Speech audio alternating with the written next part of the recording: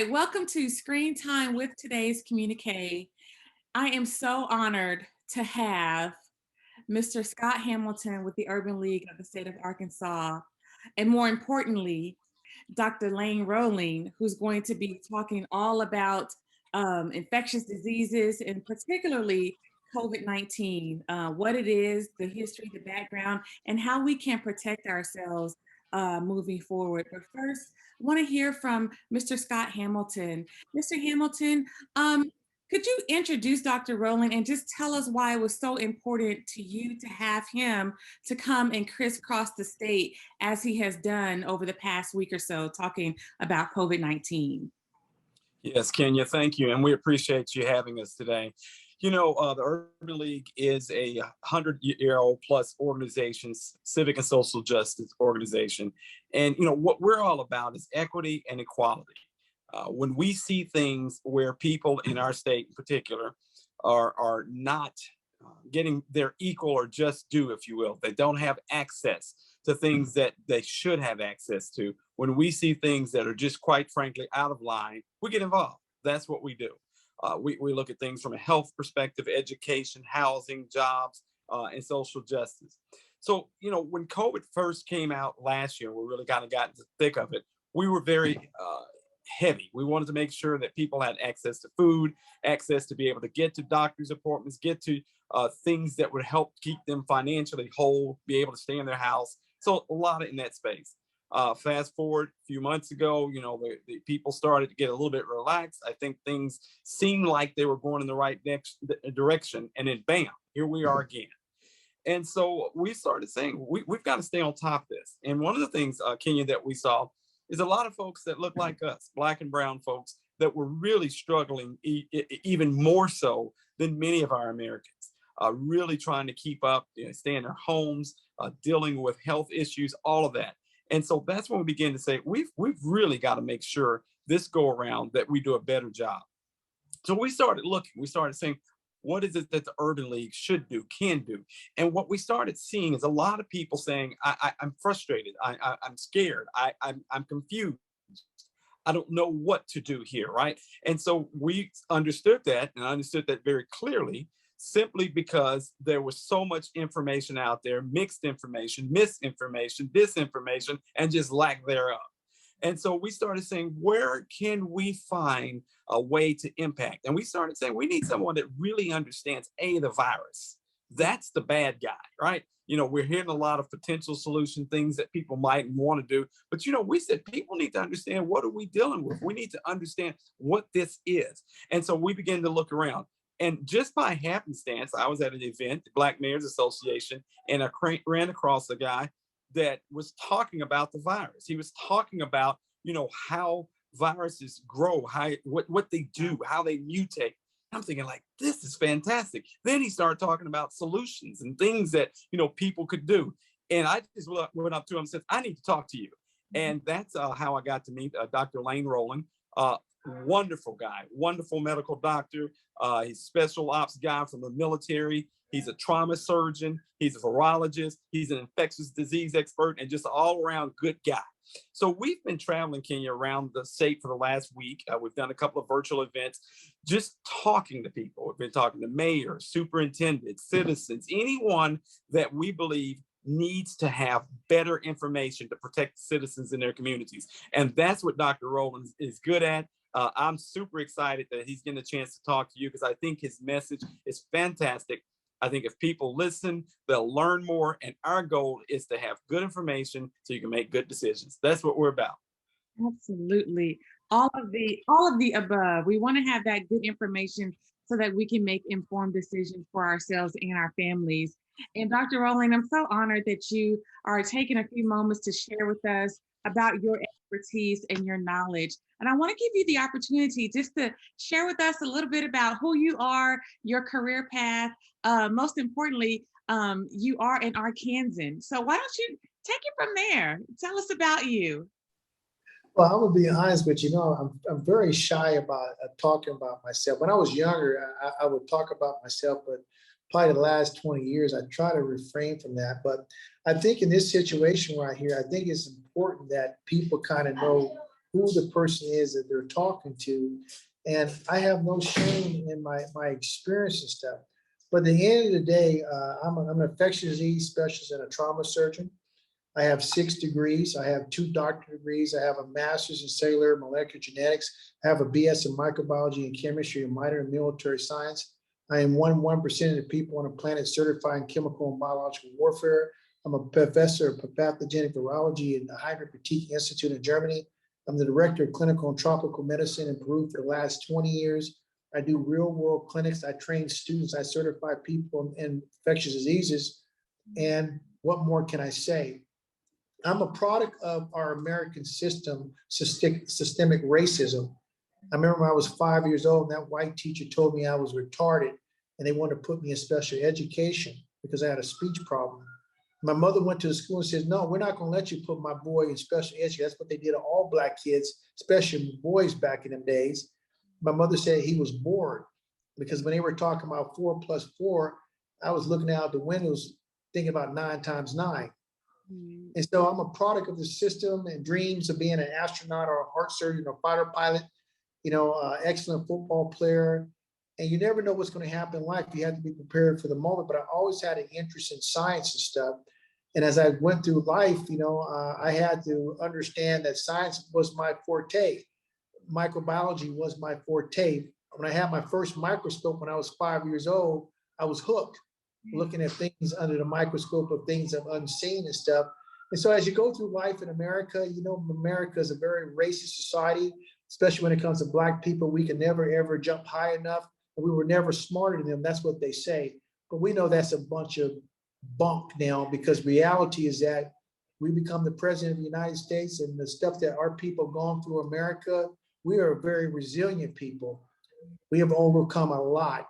And our big mamas in our neighborhoods have provided that source of spirit for us to be the best at who we can and be able to dream big if we have the opportunity. So I'm just a product of the system. I went to school and I got degrees. I got 6 degrees.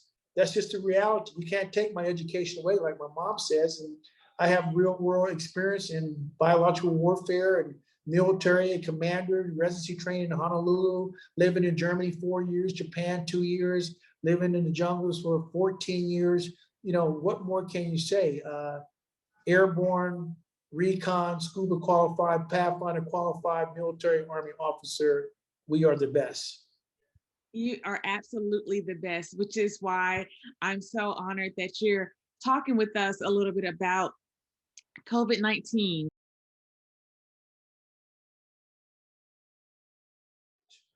So what I have to do is I have to go back every platform I'm on, from MSNBC, NPR, radio programs from Japan to England, South America, worldwide.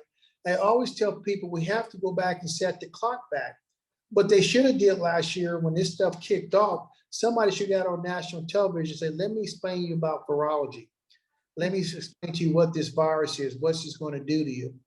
So we're going to do this tonight. We're going to set the clock back because this is part 1 of many lectures and talks that we're going to do over the next 6 months, because people are going to die. And we need to make sure that we can save as many lives as we can. The SARS virus is a coronavirus, folks. The coronavirus is the largest RNA virus on the planet. This virus has been around for 50 million years. And this is not the first pandemic. The first pandemic of the coronavirus was 20,000 years ago. So this virus is not new, it's not novel. What's happened is that the virus has figured out how to affect people more better. This virus came from a bat, period. People don't realize that bats carry over 400 different coronavirus. 7 of them affect human beings. And out of the 7 coronavirus that affects human beings, 4 of them we get every year, and that's the alpha coronavirus. They call it the common cold. And the other 3, SARS number 1 from 2002, MERS from 2012, and SARS from 2019, are what we call pathogenic, epidemic portion type of viruses. But I want people to get out of this disinformation, misinformation, because a lot of you people listening, they told you to put your head in a microwave, drink Clorox, shoot yourself with bleach. It's going to go away. It's like the flu. And guess what? We ain't even close to being done with this pandemic.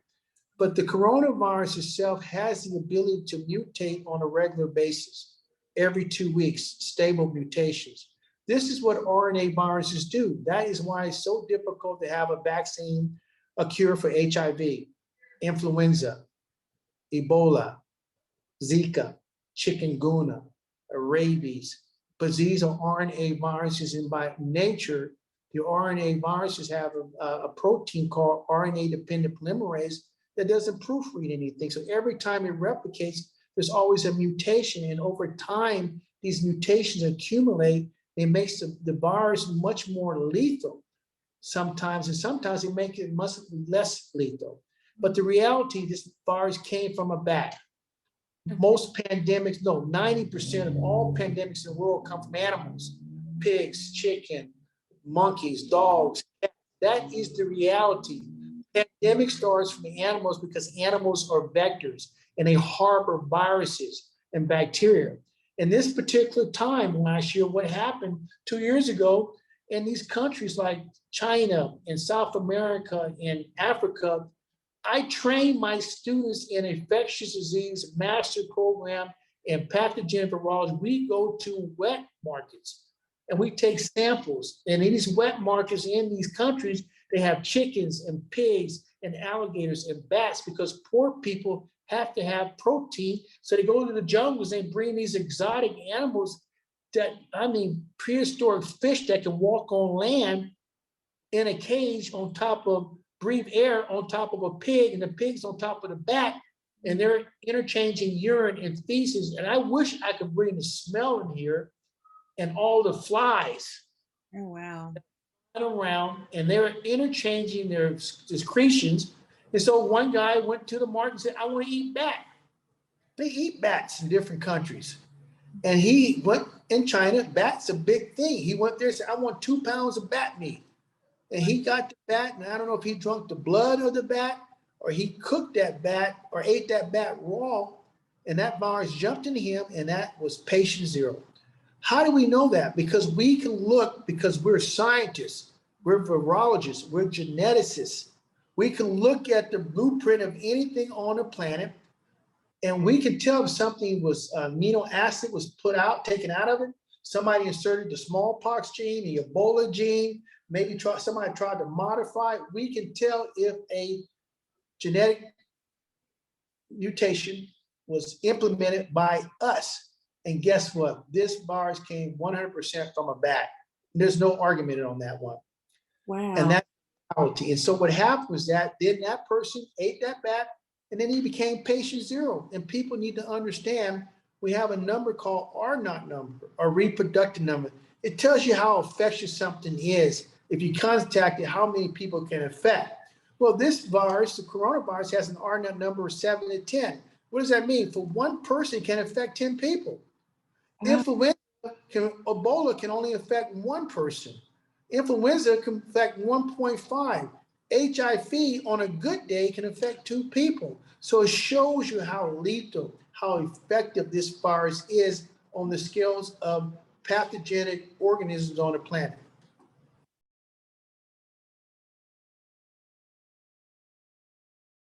Well, before we get to the vaccine, I have to walk you through a systematic approach so you can understand that.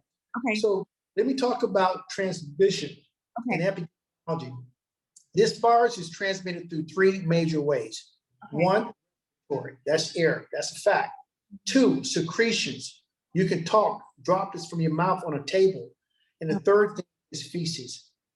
The virus can affect you within 5 seconds in airborne. It's 225%. The Delta is much more transmissible and much more lethal. That's important because if people understand this is a viral disease, airborne, so what do you have to have? You have to have a mask dealing with an airborne viral diseases. I don't get it where people got into this mask, my constitutional rights. That constitutional right is change your life, and it will never, ever be the same. You will be wearing masks for the next 50 years. That is a fact. This virus ain't going anywhere. It is out because of the stupidity of people that got into a lane and they let this thing out of the bag, and it's out of control. And so when we talk about understanding vaccine, we have to understand how the virus is transmitted. And before we jump into vaccines, because we could do this for 9 hours, but I'm gonna give you guys some basic information because you need to understand virology. You need to understand vaccines. Once a virus touches your cell in your body, eye, nose, throat, lung, that virus automatically gets inside the cell. Automatically. It takes over the cell like a zombie. It tells the cell to make more babies, it changes the metabolism, makes enough babies, and it pops that cell and goes out and infects another normal cell until there's no more cells in your body to infect. That is how viruses do. But you have to understand when it comes to understanding clinical immunology and vaccine management, you have to understand that we have an innate immunity, we have an adaptive immunity. One's responsible for the immunity for your body. When we talk about adaptive immunity, we have two systems. We have a humoral immune system, and we have what we call a T cell system. The humoral are antibodies that are made to protect things on the outside of the cell. Your T cells are responsible for fighting infections inside your cell. This is a virus. So this is very important when we start talking about understanding vaccines. Well, here's the deal. When you get infected with something, your body sees it, it makes memory cells through the B and T cells. But guess what happens with coronavirus? There is no long-term conferred immunity or adaptive mutations. What happens is that you get infected, you might have antibodies, but they go away. And your body has to see the infection again and do the same thing. There is no long-term affinity maturation with coronavirus. So when you start talking about vaccines, and this is something they should have done, there's two words that people need to understand when it comes to vaccine. Vaccine efficacy and vaccine effectiveness. Let me give you a basic course on the world of virology and vaccination. When it comes to vaccine efficacy on a smaller scale, that means what happens? I want to make a vaccine to some virus or whatever. I make the vaccine, whatever the process is. I take 100 people, and 100 people are absolutely the best, no problems, no hypertension, no diabetes, nothing. Perfect special forces guys, and you're injected. And 5 people get a headache. That is a 95% efficacy. But that doesn't mean anything because you got to take that vaccine and put it in the real world. And in that real world, guess what? You got to check Big Mama with diabetes. Yeah. Aunt May that has rheumatoid. You gotta inject Uncle Johnny that got a sickle cell trait. Then you got little Johnny over there might have autism or Down syndrome. You got Aunt Susan that might have multiple sclerosis or muscular dystrophy. You got little Johnny's sister who's pregnant on her 5th thing. You have to inject all these people in the population with that vaccine, and guess what's going to happen? You ain't got no 95% efficacy. It's going to go down to 10%, maybe vaccine effectiveness. And that's where people are getting this, oh, they tell you, oh, the vaccine's 95% vaccine efficacy. Right. No, they're not. There's no way. They don't know what the vaccine effectiveness is because the vaccine is brand new. We're still experimenting. We're still figuring it out. Now we're finding out that people that get the vaccine can have myocarditis of the heart. Your basketball son, who's an NBA prospect, gets that vaccine. He's running down the court. He can drop dead from a heart attack. They put a warning on that. Be careful. You can get myocarditis. Right. Hey, maybe Guillain-Barré syndrome. Maybe Bell's palsy of the face. Maybe like these girls that are getting the vaccine of Moderna and having clots in your leg. Johnson & Johnson, clots in your brain. So we're figuring out the reality of the virus itself, and that's very important. So we have a long ways to go on the vaccine.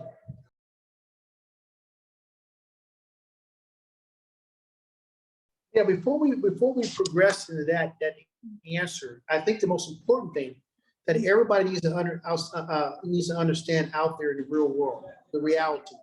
Right. Vaccines that you get, the Moderna, Johnson & Johnson, Pfizer, are based off of the alpha strain, the D614G from 2 years ago. Right. The antibodies that you get from that vaccine only lasts 85 days. That is it. That is why you have to have a booster shot. So on day 86, you can get sick and die. Day 90. It is actually in their paper that they submitted to the FDA. I posted it on social media. I've talked about this for a year. I read the paper. And it says the antibodies last only 85 days. I told people 6 months ago, you will be getting a booster. Now everybody's saying you will be getting a booster. But you have to understand, when they did that Pfizer paper, the people that were in the initial study were all white. They were from Germany. 18 to 56, half of them were females. And they, in their paper, they said they did not test minorities, pregnant females, pediatrics, immunocompromised people, old people. You guys will be the guinea pigs, the experimentation to figure out what's going to happen. Did you know that? Did not know that. You learned something today, and that's fact. That's written paper. So this is why this is an experimental use authorization. This is why you have to be very informed. I'm not telling people to not to get the shot or get the shot, but you make the decision because you see what's happening now, because 151 people died last week in Chicago and they were all vaccinated. 500 more hospitalized. People dying in Las Vegas that are doctors that were vaccinated and they're still getting infected. LA is about to shut down, shutting down. Vegas is about to shut down. Maryland has emergency protocols. Arkansas is the hot zone. I came from the jungles of Peru, the hot zone. I'm in a modern day hot zone in Little Rock, Arkansas. Wow. I traded in my jungle boots that were wet and muddy to my dress shoes here in Little Rock, and my dress shoes are wet and muddy because I'm out in the bush. But to your answer about vaccines, protect yourself. The vaccine only has that much, a small percentage in the overall management. They can vaccine everybody in America, it ain't gonna work. The vaccine, the virus is gone. So you have to go back to your basic ground game, and that is one, you better wear an antiviral mask for a respiratory virus. You better wash your hands with antiseptic soap. You better have mats in front of your house to disinfect your shoes because the virus is transmitted on the bottom of your shoes. So you can imagine the hospitals here in Little Rock, everybody running in with nothing to disinfect people's shoes. When I built IOD decontamination units in Las Vegas for hospitals, full units, like Star Trek type of stuff. You walk in there, it sprays you from the top of your head down to the bottom of your shoes. I helped to develop that tech. That's what we use in some of these places and stuff.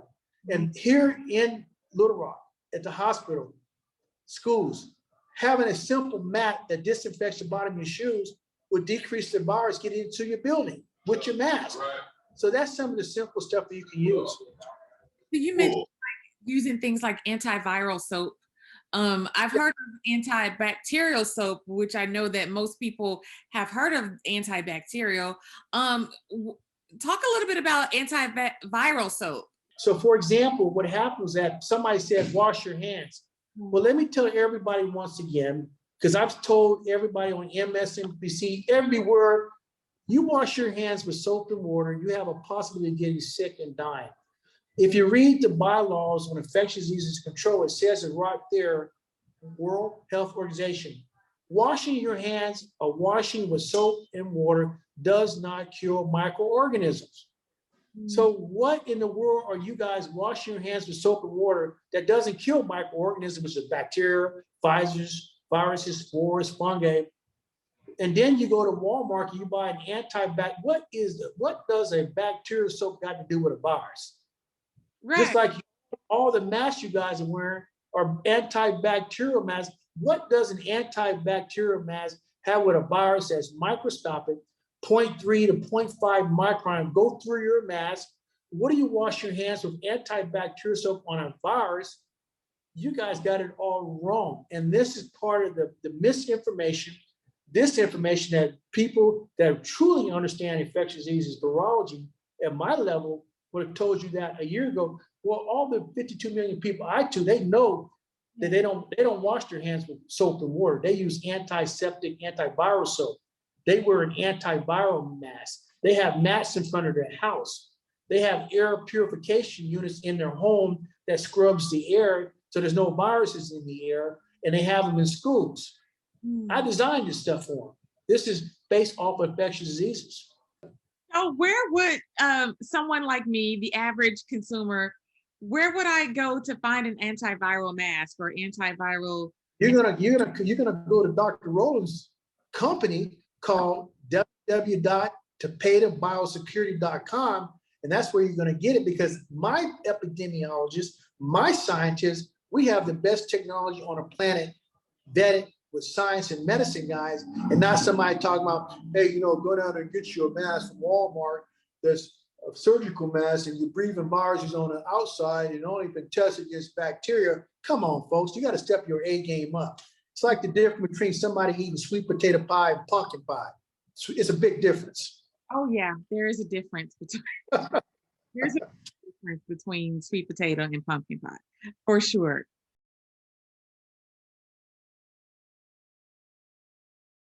Very encouraged, because this is what coronavirus and the SARS virus does. It mutates. The problem here is that we had an ineffective vaccine treatment, i.e.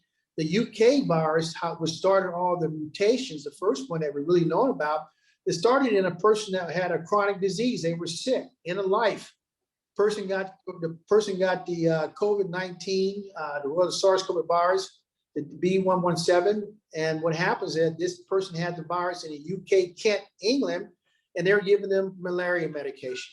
They give them a remdesivir. They give them a vaccine that's ineffective, and that virus sees that what they're attacking it with. Oh my God, they're attacking me with malaria and this medication and a vaccine. And what happens is that you leave 50% of the population alive. Guess what they're going to do? They're going to change. And in that chronic patient in England that died with the SARS-CoV virus that mutated, he coughed, infected other people, and that's the beginning where we're at now. And so what's happening is that as the virus is being stressed, partial treatment, ineffective vaccine efficacy, effectiveness, real time, that virus is mutating. So we have the Delta strain, we have the Indian double mutation, triple strain, and the Delta P mutation strain is a combination of the South African strain and also the Indian double mutation strain. And now what we're finding, we got people that are dying now that have alpha and beta strain, beta and delta strain. You can have all 6 strains and you die from it. That is pretty powerful. You don't just get one virus. You might have the alpha strain, beta strain, gamma strain, epsilon strain, lambda strain. That is what viruses do. So one could be infected with all those strains at one time. All of them. I mean, there are people dying in Europe now from double strains. They have the African strain and the Delta strain. Wow. And now they're going to have the lambda strain, the epsilon strain, and the beta strain. And that's just the way it is. That's the reality. And seeing as how that is the reality, do you foresee a time where we will get to a moment where we'll just have one shot like every year, like we get the flu shot every year? Do you see we'll just have, one shot every year? Yeah, that's the reality. That's why the boosters program is going to be, it'll be interesting to see how the booster is going to come out, because we already know that the vaccines only last 85 days. And so you're going to have to prime somebody up. And the reality is that what's going to happen is that in my prediction, and I have a pretty good feel on what's going to happen, is that we're going to be doing this for at least another 50 years. And the reason why is that at the rate we're going, we're never, ever going to reach herd immunity because there's too many different mutants. So people need to understand, for every new mutant virus, for example, the Delta strain has to go around the world. That might be another year. Then the Lambda strain has to go around the world. And the Epsilon strain has to go around the world that affect 90% of what we call herd immunity, because herd immunity means that the population has been exposed, have immunity versus using a vaccine, or they have natural immunity. And so the way we're going with the disorganization of our vaccine program, the disorganization of our people wearing a mask, not wearing a mask, folks, it's too late. I mean, that's just the reality, and it's sad. So we have to reset the clock back. We have to go back to, hey, you better wear an antiviral mask. Boy, you better make sure you wash your hands with an antiseptic soap. You better never, ever touch the touchscreens in public, because all of them are contaminated with feces. The kiosks at the bank, the ATM at the Kroger's, the ATM at the gas station are infected with feces and that feces has 1 gram has 1 billion viruses. So you're infected. People go to the store, your produce store, and your apples and your onions and your watermelon all have COVID on the outside or SARS because people are coughing on them. And you bring that to your home and you touch your eyeball. So we have to take a different approach and understand the basic security protocols to be able to navigate in this new world. And that's my responsibility. I teach this stuff to students, and you guys are really the students, and I'm teaching you now. So produce, you mentioned produce, going to the grocery store and picking out your apples and your strawberries. How do you make sure that stuff is all safe and sanitary to eat once you get it home? Because you're gonna call Dr. Rowland, and you're gonna go to my website. You're gonna get food sanitizer. So when you bring that food home, you're gonna disinfect the stuff that we use in different parts of the world. That's what you're gonna do. You're gonna go to my website and you're gonna get an antiviral mask. You're gonna get mats for your house so you don't wear your shoes and your shoes are disinfected at your schools. That's what you're gonna do. You're gonna upgrade your A game. People spend money on Popeye's chicken. People want to spend money on iPhones. Body bags are cheap. So you need to make an investment to take care of your family, especially now the gloves are off now. There's no more Mr. Nice Guy because now babies are dying here in Little Rock, Arkansas from COVID. And last week, another baby died from COVID that you don't know about, but we were talking to the mother in the church yesterday. These are numbers they don't tell you about. So there's no more Mr. Nice Guy, because what do you say to a mother that has a child that died? I'm sorry, it's gonna be all right. God knows your pain. I feel your pain. No, you don't. So we have to make sure we do it the right time, because when I'm sitting in these schools here in Little Rock with these little black boys and girls, and they want to be doctors and nurses, and they look at me, I got to save their little lives. I was saving kids' lives in the jungle. I have to save my own people's life, black and brown and poor people, period.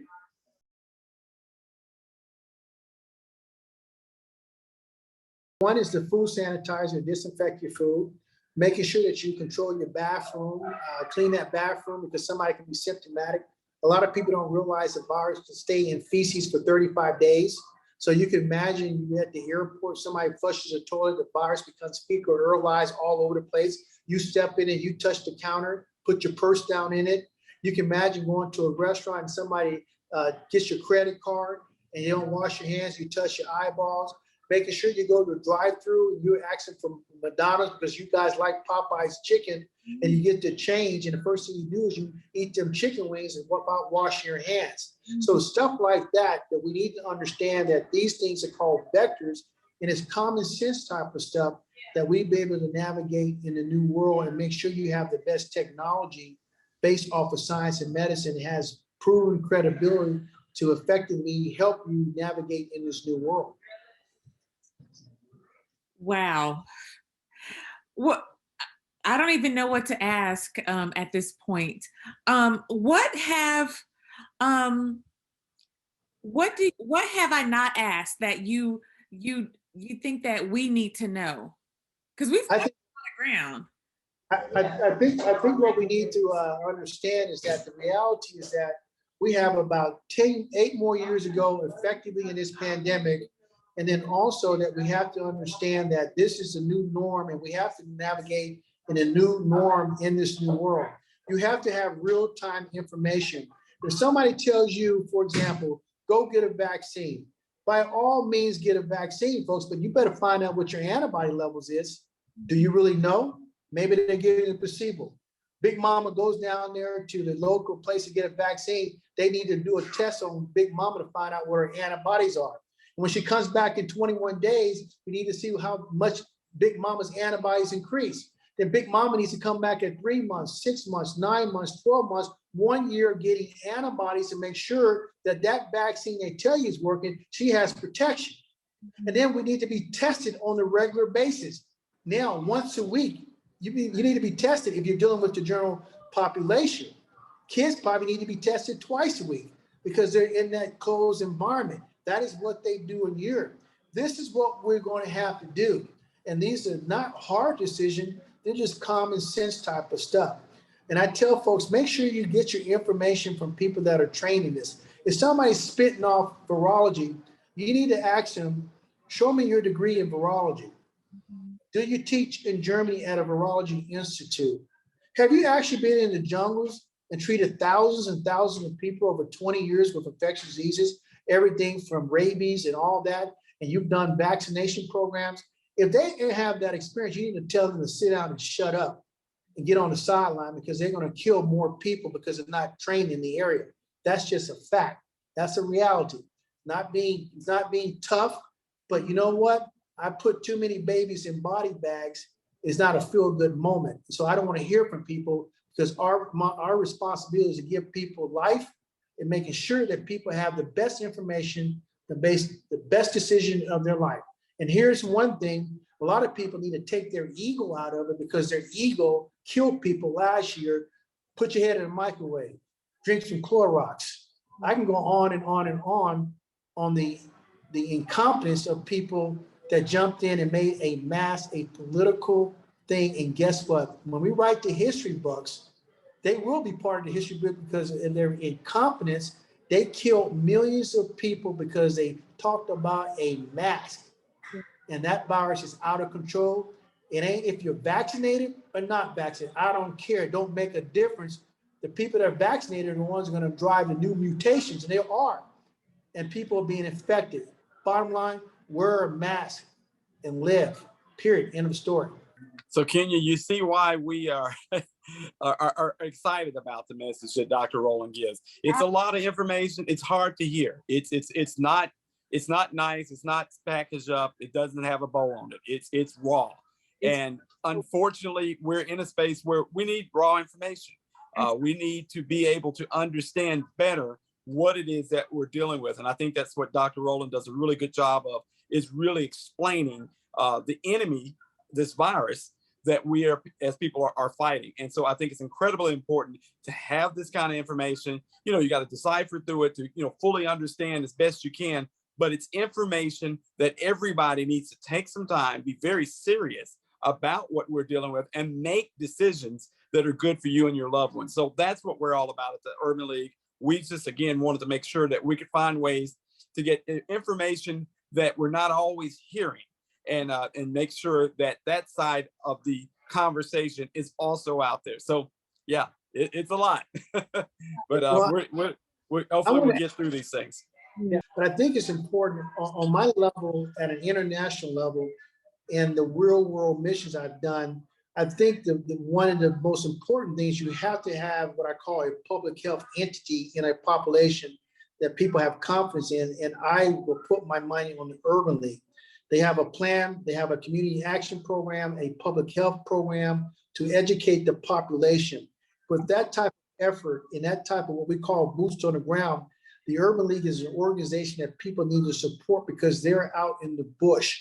They're going to Big Mama in Hazen, Arkansas, to the trailer house. They're going to Big Mama at the municipality mayor's officer in different towns from El Dorado, everywhere. So that is the type of organization that people need to support. And I'm gonna support it 100% with all the capabilities I have and my position in the world. And so this is what we have to have, because at the end of the day, folks, I promise you, when January comes around, you're gonna say, oh my God, and you wanna make sure you inform, and the Urban League and Dr. Rowland's gonna make sure you're informed at 100%. Dr. Rowland, thank you so much. You have educated us. We have learned so much in this brief amount of time that we've chatted with you. Thank you so much for all the work that you've done on behalf of everyone all around the world. Thank you. Keep up the good work. Keep doing what you're doing. And Scott Hamilton, Urban League of the state of Arkansas, you guys, you guys are doing the work every day, boots on the ground, like Dr. Rowland said. And we appreciate you and applaud you for what you're doing. And you guys keep up the good work as well. And I want to add the last thing before I want to say, because I think it's important, and people want to know, what is Dr. Rowland's intention? Well, let me tell you something. I've been saving people's lives from all over the world for 30 years. My people are from Hazen, Arkansas. My people are buried in the cemetery. I got blood spilled in the dirt in Arkansas. My daddy's people from Hazen. I grew up in Hazen in the summertime, eating barbecue potato chips and Dr. Pepper, even though the Dr. Pepper don't taste the same no more. So I'm an Arkansan, grew blood, deaf. And so my responsibility is to come back to Arkansas. And so this is my backyard. This is my home because my people spilled their blood in Arkansas and buried in Arkansas. So I'm here to do the best I can for all the folks in Arkansas if you want to listen and live. Thank you so much for coming back home to see about us. Yes. Thank you. And with that, that's a wrap.